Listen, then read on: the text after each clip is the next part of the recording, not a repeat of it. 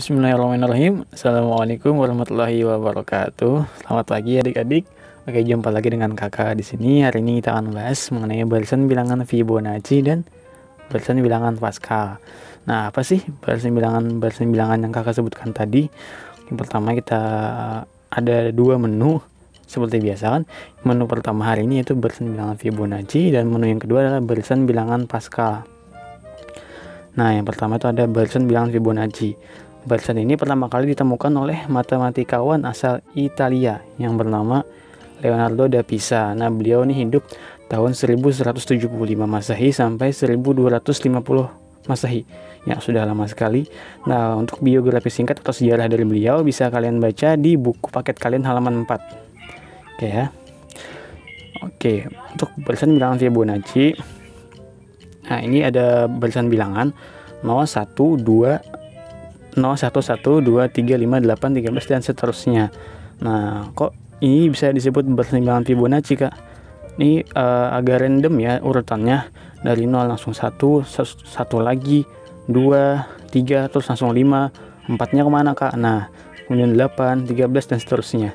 Nah, barisan bilangan Fibonacci ini juga disebut sebagai barisan bilangan yang unik ya, karena urutannya itu tidak bisa kita lihat beda dari bilangan-bilangannya. Nah, lalu bagaimana jika kita ingin menentukan bilangan selanjutnya dari barisan bilangan Fibonacci ini? Nah, bisa kita lihat sekarang.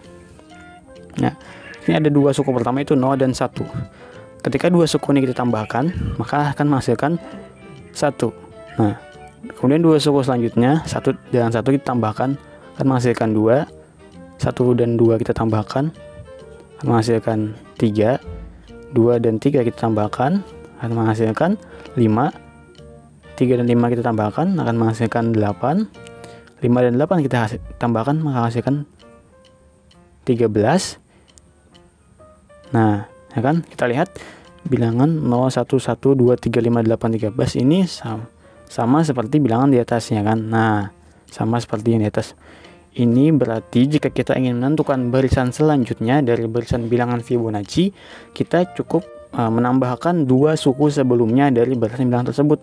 Nah, contohnya nih, misalnya kita ingin mengetahui bilangan selanjutnya, maka kita cukup tambahkan antara 8 dan 13. Berapa 8 tambah 13? Ya, benar 21. Nah, seperti itu.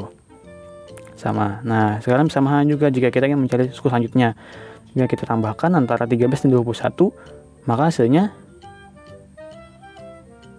iya benar 34. Nah, itu untuk barisan bilangan Fibonacci. Jadi kita cukup menambahkan dua bilangan sebelumnya, dua suku sebelumnya, tambahkan. Nah, kita akan dapatkan bilangan berikutnya dari barisan bilangan Fibonacci ini.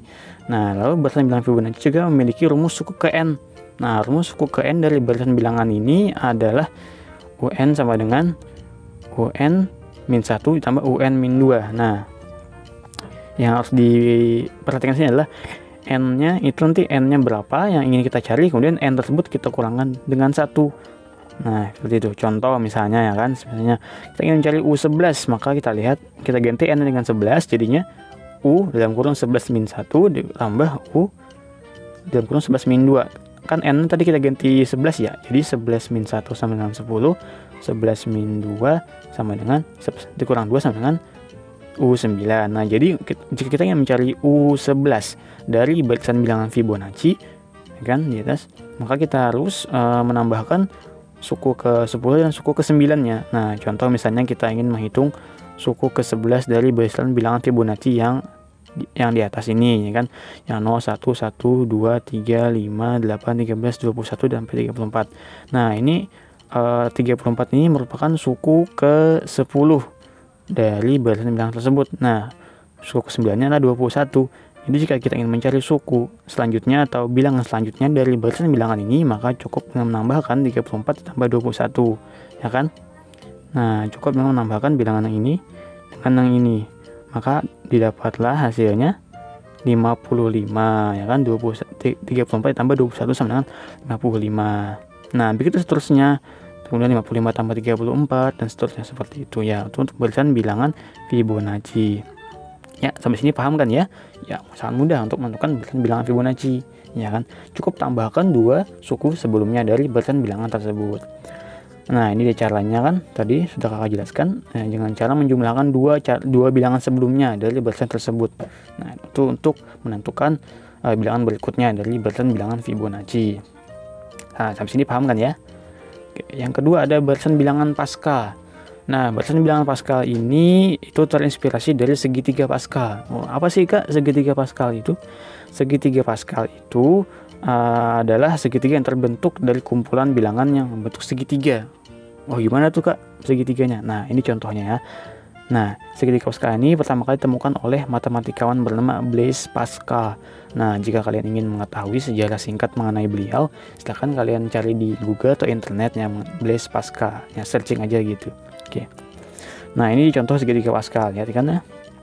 Nah, ada satu kemudian turun lagi, cuma di sisinya itu pasti satu seperti itu ya. Nah, satu seperti itu. Nah, ini kan bentuk segitiga nih. Nah, kenapa disebut segitiga Pascal? Lo kenapa kak? Kenapa apa sih uniknya segitiga ini? Nah, kalau kita lihat ya kan. Nah, 1 ditambah 1 sama dengan 2. 1 tambah 2 sama dengan 3. Nah, ini 2 tambah 1 sama dengan 3. 1 tambah 3 sama dengan 4. 3 tambah 4. 3 tambah 3 sama dengan 6. Nah, begitu seterusnya. 1 tambah 4, 5. 4 tambah 6, 10. 6 tambah 4, 10. 4 tambah 1 sama 5. Nah, begitu seterusnya sampai ke bawah. Nah, ini nantinya akan membentuk sebuah barisan bilangan. Nah, dari mana bentuknya? Nah, ini kita lihat ya. Kita lihat. Nah, oke. Nah, ini ada barisan bilangan Pascal. Nah, barisan bilangan 1, 2, 4, 8, 16, 32, 64. Kok bisa kak tiba-tiba muncul barisan bilangan ini? Kan tadi segitiga nih, kok jadi segini? Nah, ini perhatikan ya. Nah, kalau kita lihat di paling atas, yang paling puncak itu ada 1, ya kan? Kemudian yang baris kedua itu 1 tambah 1 sama dengan 2. Baris yang ketiga 1 tambah 2 tambah 1 sama dengan 4. Baris keempat 1 tambah 3 tambah 3 tambah 1. 1 tambah 3, 4, 4 tambah 3, 7, 7 tambah 1, 8. Nah, kemudian 1 tambah 4, tambah 6, tambah 4, tambah 1 sama dengan 16. 1 tambah 5, tambah 10, tambah 10, tambah 5, tambah 1, sama dengan 32. Yang terakhir yang paling bawah, 1 tambah 6, ditambah 15, ditambah 20, ditambah 15, tambah 6, tambah 1 sama dengan 64. Nah, kalian bisa hitung ya satu persatu apakah benar hitungan kakak ini. Nah, dari sinilah kan muncul 1, kan? Muncul 1, 2, 3, 4, 8, 16, 32, 64. Nah, dari ini semua tadi muncullah barisan bilangan Pascal ya. Nah, yang seperti ini 1, 2, 4. Nah, sekarang kita analisa nih, atau kita cari tahu berapa sih bedanya setiap suku atau setiap bilangan dari barisan ini. Nah, kita lihat 1 dan 2, kita lihat kalau kita 1 dikali 2 sama dengan 2. Kemudian suku keduanya. Untuk mencari suku ketiga, kita coba kalikan 2 dengan 2 sama dengan 4. Benar kan ya? Kemudian suku keempatnya kita 4 dikali 2, ya kan, sama dengan 8. Kali 2 lagi sama dengan 16. Dikali 2 sama dengan 32. Kali 2 sama dengan 64. Kali 2 sama dengan 128. Nah, jadi dikali 2, dikali 2, dikali 2, dikali 2 sampai seterusnya. Jadi jika kita ingin mencari barisan bilangan selanjutnya dari barisan bilangan Pascal ini, cukup kalikan suku sebelumnya dengan 2, ya. Nah, untuk rumus suku ke n dari barisan bilangan Pascal itu UN sama dengan 2n min 1 ya. Nah, 2n 2 pangkat n dikurang 1. Nah, contohnya seperti ini. Jika kita ingin mencari U9, maka tinggal ganti n-nya dengan 9. Jadinya 2 pangkat 9 dikurang 1 sama dengan 2 di pangkat 8. Nah, 2 pangkat 8 itu artinya 2 dikali 2 dikali 2 sampainya 2-nya 8 kali. Jadi 2 dikali 2 4, dikali 2 8, dikali 2 16, dikali 2 32, dikali 2 64, dikali 2 128, dan dikali 2 lagi hasilnya 256. Nah, jadi suku selanjutnya dari barisan bilangan Pascal ini atau U9-nya itu adalah 256. Nah, sampai sini paham kan ya?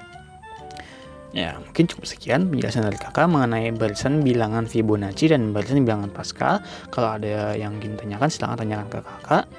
Oke, terima kasih banyak atas perhatiannya. Selamat belajar. Wassalamualaikum warahmatullahi wabarakatuh.